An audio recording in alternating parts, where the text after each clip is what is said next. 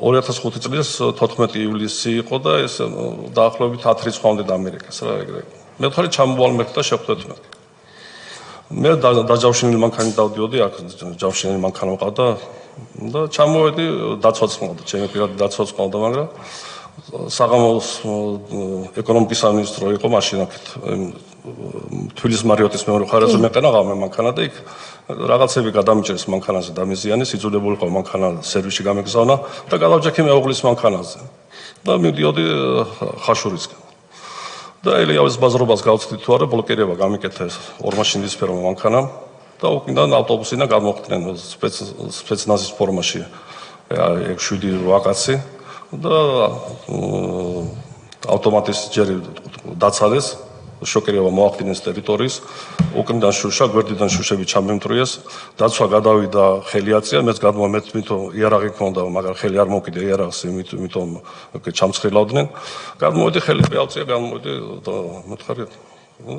მაშინ მასკები აკეთა ბიჭებს და ერთ-ერთ მომენტში ამის შემდეგ პრეზიდენტზე ვერაფერს ვერ ილაპარაკებდა და ეგრევე კონტაქტი მომარტლა სახში და მსხრევისის ვიგზენი სახის.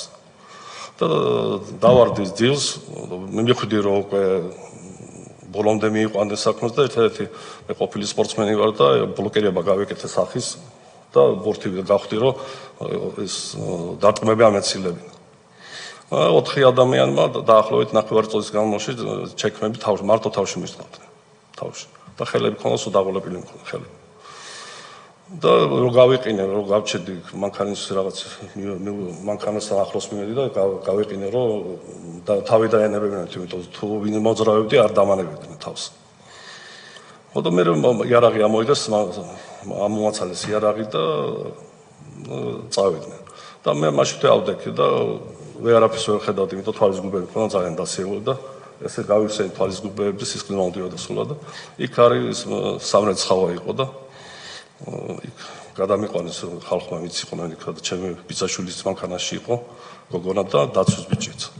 და იქ დამაჯინეს და მაშინ დარეკა მეუღლემ ვილიამსიდან და მე უთხარი სასწრაფო თვითმფრინავი და გამიყვანე აქედან მეთქე. თორე არ მაცოცხლობენ მეთქე.